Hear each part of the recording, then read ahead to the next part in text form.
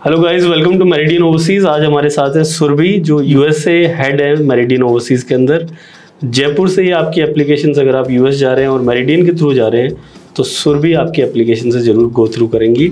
सुरभि को करीब 15 ईयर्स का एक्सपीरियंस है यूएसए के अंदर। 3000 प्लस वीज़ाज जो हैं ये दिलवा चुकी हैं और कई सारे स्टूडेंट्स की काउंसलिंग हो चुकी है ऑलरेडी। तो आपके पास अपॉर्चुनिटी है कि अगर आप यूएस जा रहे हैं तो उसके बारे में सब कुछ इस इंटरव्यू से आज हम जानने की कोशिश करेंगे। आपके काफ़ी सारे जो डाउट्स हैं यूएस को लेके वो आज क्लियर होने वाले हैं, तो एंड तक वीडियो जरूर देखें। Welcome Surabhi and thank you so much for the interview. Thank you so much sir opportunity के लिए। तो पहला क्वेश्चन हमारा सुरभि आपसे ये रहेगा कि यूएस ही क्यों, और क्या प्रोसेस रहती है एडमिशन की, और यूनिवर्सिटीज़ यूएसए के अंदर क्या चाहती है कि स्टूडेंट के पास ये अगर स्किल्स हैं तो हम आपको स्कॉलरशिप देंगे, क्योंकि हमने काफ़ी सुना है कि यूएस में स्कॉलरशिप्स के मामले में काफ़ी जेनरस है यूनिवर्सिटीज़। डेफिनेटली। तो स्टूडेंट पहली चीज़ तो कि कैसे अपनी एप्लीकेशन तैयार कर सकता है और स्कॉलरशिप उसको कैसे मिल सकती है। ठीक है, जैसे सबसे पहला सवाल आपने मुझसे पूछा कोई क्यों यूएसए सिलेक्ट करे। यूएसए देखो, जब भी हम एक स्टडी अब्रॉड डेस्टिनेशन के बारे में सोचते हैं, टेक्नोलॉजी के हिसाब से और ग्रोथ के हिसाब से सबसे पहली कंट्री आपके दिमाग में कौन सी आएगी जो इकोनॉमिकली अभी सबसे बड़ी है? US definitely. पर हाँ, बैक ऑफ द माइंड हमें ये भी होता है कि हम अफोर्ड कर पाएंगे नहीं कर पाएंगे, क्या हम क्राइटेरियाज पूरे कर पाएंगे या नहीं कर पाएंगे। लेकिन अगर आप ग्रोथ के हिसाब से देखते हो, अर्निंग के हिसाब से देखते हो, तो सबसे पहली चीज हमारे माइंड में यूएस आती है, जो प्रैक्टिकली सही भी है। अब यूएस आपके लिए स्ट्रीमलाइन कैसा है? ठीक है, यूएस में आप part time off campus work नहीं कर सकते, बट हम सबको पता है कि अगर हम जॉब नहीं करेंगे तो हम कैसे अपने एक्सपेंसेस को मीट करेंगे, राइट? अब इस चीज में बेनिफिट हमें क्या देती है यूएस यूनिवर्सिटीज? आपको ऑन कैंपस जॉब्स मिलती हैं, जैसे research analyst, graduate assistant, research assistant, teaching assistant. जब आप ये सोचिए कि जब आप अपनी प्रोफाइल लेके जाएंगे कहीं प्लेसमेंट के लिए और आप ये बताएंगे कि okay I was a research analyst, तो वो कितना ज्यादा इम्पैक्ट देगा rather than you doing any irrelevant job। तो ये इसमें कितने लिमिटेड ऑप्शंस होते हैं या करीब करीब स्टूडेंट्स को ये जॉब्स मिल जाती है? सर ऑलमोस्ट मिल जाती हैं, क्योंकि वहां पे हर एक टीचर को एक असिस्टेंट अलॉट होते हैं। तो टीचिंग असिस्टेंट आ गया, और अगर रिसर्च चल रही, रिसर्च वर्क, तो उसमें वो मेजर ये रखते हैं कि स्टूडेंट्स ही इन्वॉल्व हो रिसर्च में, मेजरली मास्टर्स के और ग्रेजुएशन के फाइनल ईयर्स के, अंडरग्रेड के जो 3rd 4th ईयर होते हैं उसमें उनकी इन्वॉल्वमेंट रहती है। रैदर आपके इसके अलावा जैसे एडमिन वर्क्स भी हो जाते हैं, जैसे क्वेश्चन पेपर्स बनाना। देन अच्छा, सबसे अच्छी एक जो पार्ट टाइम अपॉर्चुनिटी होती है यूएस में, स्पेसिफिकली यूनिवर्सिटीज़ में, उसका क्या सिस्टम होता है? अब आप चले गए हैं and you are in the 2nd and 3rd year right now, तो जो स्टूडेंट्स की प्रोफाइल आ रही है that would go through you. आप पहले उसको देखेंगे, क्योंकि आप एक इंडियन स्टूडेंट है, आपको इंडियन यूनिवर्सिटीज़ के बारे में पता है, वहाँ के प्रोफेसर्स को इतना नहीं पता है। आप उसे इवैल्यूएट करेंगे, देन वो डिपार्टमेंट रिव्यू के लिए जाती है सेकेंडली। तो पहला आपके पास होता है जो स्टेप होता है इवैल्यूएशन। बेसिकली आप एडमिशन डिपार्टमेंट के अंदर एक काफ़ी इंपॉर्टेंट रोल प्ले करना स्टार्ट कर देते हैं। Yes, very important Indian students के लिए।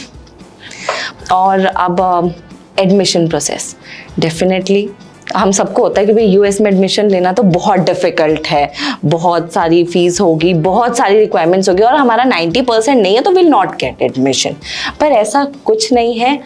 अगर आप एक एवरेज स्टूडेंट भी हैं, 50% अबव भी है आपका, और आपने सिंसियरली पढ़ाई भी की है, आपको डेफिनेटली अपॉर्चुनिटी दी जाएगी। कई बार हमारे लाइफ में, हमारे एजुकेशन के टाइम ऐसे इंस्टेंसेस आ जाते हैं कि हमारे बैकलॉग्स बढ़ जाते हैं या हमारे गैप आ जाता है एजुकेशन में, तो उस चीज़ को समझा जाता है कि वो क्यों आ रहा है। ऐसा नहीं कि ठीक है इसका गैप है तो देन इट्स आउट, ऐसा नहीं है, आपको कंसिडर किया जाता है। अभी एक स्टूडेंट की प्रोफाइल आई थी, इसमें उसने बैचलर्स कुछ 6 ईयर्स में कंप्लीट करी, 7 ईयर्स में, 7 ईयर्स में, और उसके कुछ 20 के आसपास बैकलॉग्स थी। नहीं सर, उसकी बैकलॉग्स थी 103। ओके, वो तो डाइजेस्ट भी नहीं होगा। लेकिन उसका वीजा आ गया है, सो कांग्रेचुलेशंस ऑन दैट। और उस स्टूडेंट को तो काफी प्राउड हो रहा होगा। यस, स्पेशली यूएस की टीम पे। Thank you sir. वो स्टूडेंट के साथ भी स्टोरी कुछ ऐसी थी कि वो बीमार पड़ गए थे बहुत ज़्यादा, तो वो उसमें अपना चांस नहीं खोना चाहते थे। वो बार बार एग्जाम्स देते थे बट वो क्लियर नहीं कर पा रहे थे। उनके सारे सर्टिफिकेट्स वगैरह सब थे उनके पास, मेडिकल सर्टिफिकेट्स, टेस्ट प्रूफ सब थे। तो जब वो चीज़ें दिखाई गई इट वॉज एक्सेप्टेड। और वो बहुत ही ब्रिलियंट स्टूडेंट थे, उन्होंने अपना टाइम पैरेलली इन्वेस्ट किया था। अगर वो बीमार थे तो वो ऑनलाइन कोर्सेज करते रहते थे, वो सीखते रहते थे कुछ ना कुछ। वो उन्होंने अपनी प्रोफाइल में हाईलाइट किया।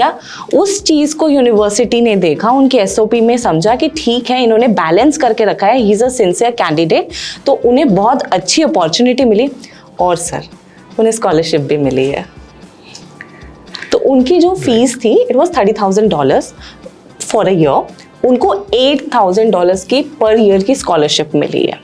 तो बेसिकली ये चीज़ मैंने भी काफ़ी नोटिस करी कि अगर आप इंग्लिश स्पीकिंग कंट्रीज़ में जा रहे हैं तो वीज़ा आई थिंक इस पे डिपेंड ज़्यादा करता है कि आप कितने जेन्युइन हैं और वो आपकी प्रोफाइल में आप उसका एविडेंस क्या दे पा रहे हो, रादर देन कि आपके पास कितनी वेल्थ है, या फिर आप अगर सिंसियर कैंडिडेट नहीं हो, आप इंटरव्यू में अपना रीज़न एक्सप्लेन नहीं कर पा रहे जेन्युइनली, तो आप कितना भी मोल्ड कर लो वो वीज़ाज आते नहीं है।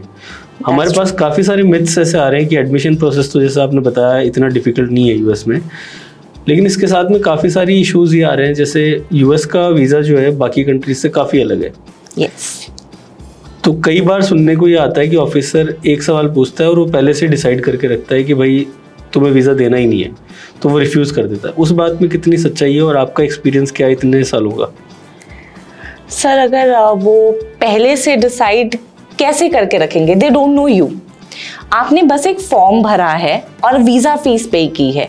यूएस का जो वीज़ा प्रोसेस होता है उसमें कोई डॉक्यूमेंटेशन भी अपलोड नहीं होते हैं, तो हाउ विल दे जज यू। यूएस में मैं बोलती हूँ वीज़ा प्रोसेस सबसे बेस्ट है, क्योंकि आपको खुद सामने जाके ऑफिसर को कन्विंस करने की अपॉर्चुनिटी मिलती है। तो जो आप जेन्युइनली एक्सप्लेन कर सकते हैं कि क्या आपके इंटेंशंस हैं वहां जाने के लिए। एंड ट्रस्ट मी, अगर आप झूठ बोल रहे हैं, आप फेक प्रोफाइल बना रहे हैं, आप ज़रूर फंबल करेंगे। डेफिनेटली आपसे एक पे एक सवाल आता जाएगा। एंड डेफिनेटली अगर वो ऑफिसर वहां बैठे हैं तो वो साइकोलॉजी वाले हैं, फॉर श्योर है। ठीक है, तो अगर आप झूठ बोलोगे तो आप पकड़े जाओगे। तो हम जितना ज़्यादा जेन्युइन रहते हैं, जितनी ज़्यादा ट्रांसपेरेंसी रखते हैं अपनी प्रोफाइल में, उतना ज़्यादा हमें इजी रहता है। और पहले से डिसाइड करने के लिए उनके पास कुछ होता ही नहीं, वो किस बेसिस पे डिसाइड करेंगे। तो ये जो आप फॉर्म बता रहे हो, इस फॉर्म को क्या बोलते हैं और इसमें क्या वो आपके बैंक स्टेटमेंट्स या आपके बैलेंसेस और ये सब की डिटेल पहले ले लेते हैं? नथिंग। उसमें सिर्फ 2 फॉर्म होते हैं जो आपको भरने होते हैं। एक होता है सबसे पहला DS 160 फॉर्म। DS 160 फॉर्म में आपकी पर्सनल डिटेल्स जाती हैं, आपका नाम, आपके पासपोर्ट का नंबर, आपकी फैमिली के डिटेल्स, लाइक आपके मदर फादर कोई भाई बहन है तो वो, आपके सोशल मीडिया का कोई प्लेटफॉर्म, आपकी एजुकेशन, वर्क एक्सपीरियंस, कौन स्पॉन्सर कर रहा है में सिर्फ नाम जाता है, फादर कर रहे हैं, मदर कर रहे हैं या लोन है, जो भी है वो सिर्फ एक छोटा सा डब्बा है, बस उसमें आपको डालना है पेरेंट्स स्पॉन्सर कर रहे हैं, दैट्स इट। इसके अलावा वो बस थोड़ा सा आपकी यूनिवर्सिटी की डिटेल पूछते हैं, कहाँ पढ़ने जा रहे हो, और उसके एंड में 2 रेफरेंस वो लेते हैं। आपकी फैमिली के अलावा कोई भी 2 फ्रेंड्स के आप रेफरेंस दे सकते हो, दैट्स इट। पहले फॉर्म में बस ये होता है, इसकी कोई फीस भी नहीं होती है। सेकेंड जो हमारा पोर्टल होता है दैट इज CGI फेडरल। अब उसमें क्या होता है, उसमें बेसिक आपकी पासपोर्ट पे जो डिटेल्स आती है, बस वो डिटेल्स आती हैं, उसके अलावा और कोई डिटेल नहीं होती है। वो भरने के बाद आपको वीज़ा फीस पे करनी पड़ती है, जो होती है $185। उसका भी अभी कार्ड पेमेंट का कोई सिस्टम नहीं है, या तो आपको NEFT करना पड़ता है या तो आपको एक्सिस बैंक जाके पे करना पड़ता है। उसके बाद जैसे आपने आज पेमेंट किया है तो वो इट टेक्स 24 आवर्स, तो कल वो अप्रूव होगा और उसके बाद आप अपना इंटरव्यू के लिए वीज़ा स्लॉट बुक कर सकते हो। स्लॉट भी 2 तरीके के बुक होते हैं। स्लॉट्स पे मैं आने वाला था कि काफ़ी सारे मतलब पिछले 2 साल से तो हम रोज़ स्लॉट्स के लिए परेशान होते रहते हैं कि स्लॉट नहीं हो रहे। अभी कैसा चल रहा है वीज़ा स्लॉट्स को लेके? और एक ये जो वेल्दी का टाइटल है कि only wealthy can reach USA, तो उसके अंदर क्या ऑफिसर ये चीज़ भी देखता है कि आप जब वहाँ जाते हो तो आपके बैंक स्टेटमेंट में कितना है, या फिर वो सिर्फ ये देखना चाह रहा है कि आप सिर्फ जेन्युइन स्टूडेंट हो या नहीं हो? सर हम थोड़ा सा बैकवर्ड आएंगे। जब वीज़ा हम फाइल करते हैं उससे पहले हमें एक डॉक्यूमेंट इशू होता है which is called as I-20। तो हमें I-20 ऑब्टेन करने के लिए अपने फंड शो करने पड़ते हैं। फंड्स एज एन आपका 1 साल का लिविंग कॉस्ट और 1 साल का tuition fees just for 1 year. वो आप जब यूनिवर्सिटी को शो करते हैं वो लिक्विड में ही होना चाहिए, आपका FD या सेविंग्स अकाउंट में या लोन में भी चलता है। जब आप वो शो करते हो आपको I-20 डॉक्यूमेंट इशू होता है, उस पर लिखा हुआ आता है I-20 is issued by university। Yes, by university, जो एम्बेसी के साथ कॉन्टैक्ट में ही होता है। तो वो जब आपको इशू होता है उस पर लिखा हुआ आता है कि आपको कहाँ से आप फंड है, मतलब फैमिली फंड्स है, पर्सनल है या फिर लोन है या कहीं से आप स्पॉन्सर्ड हो, वो चीज़ उस पर लिखी भी आती है। तो जो ऑफिसर होते हैं वो मेजरली वही देखते हैं कि उस पर क्या लिखा है। अगर उनको वहाँ पे थोड़ा सा भी कुछ भी डाइसी लगता है तो वो आपसे आपके फाइनेंशियल डॉक्यूमेंट्स मांगते हैं, नहीं तो वीज़ा इंटरव्यू के दौरान भी वो आपसे कोई डॉक्यूमेंट नहीं मांगते हैं एक्सेप्ट योर पासपोर्ट।